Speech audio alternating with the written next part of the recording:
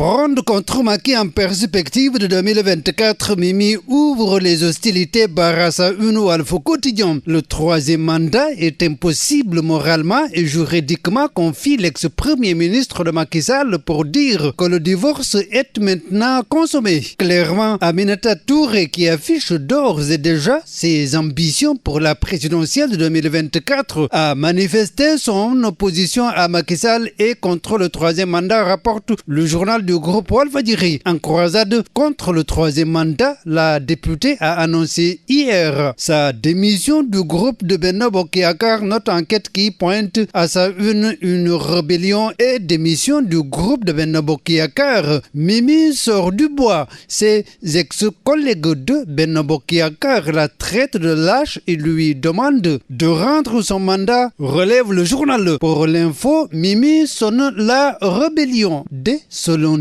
je vais écrire au président de l'Assemblée nationale pour dire que je veux être député non inscrit. Et la divergence fondamentale, c'est que j'ai toujours dit que le troisième mandat est derrière nous, rapporte le journal. Alors, l'ex-PM condamné à ne plus rejoindre le groupe Benno Bokk Yakaar jusqu'à la fin de la législature, ajoute l'observateur qui Barassa une, Aminata Touré la tête des listes. Les conséquences d'une démission sur la composition de l'Assemblée nationale et sur l'adoption des lois dans les colonnes du journal, s'estimant trahi par le chef de l'État pour le poste de président de l'Assemblée nationale, indique sur le quotidien. Mimi se libère de Benno. C'est la séparation de corps, s'exclame Réumi Quotidien. Amadou Ba, un premier ministre marionnette en question à la une de Tribune. Ses prérogatives usurpées par Macky Sall qui rencontre le patronat, informe le journal. C'est ce que Direct News appelle le faux départ de Amadou Ba. Pour cause, tous les ministres ont en effet fini de mettre en place leur cabinet à l'exception notoire du premier ministre. 10 jours après sa nomination, Amadou Ba, qui nous avait promis un fast-track, traîne les pieds. En plus, constate le journal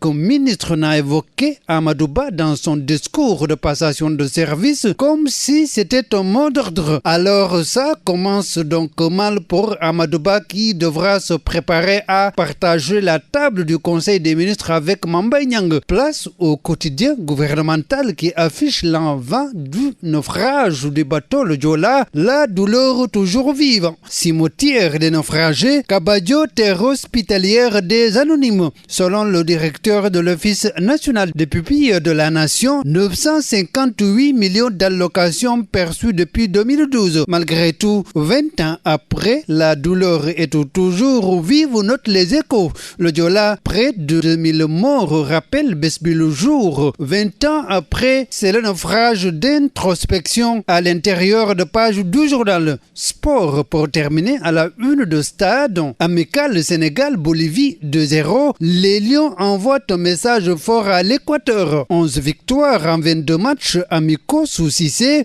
Les Lions attendus à Vienne ce lundi. Bonne lecture.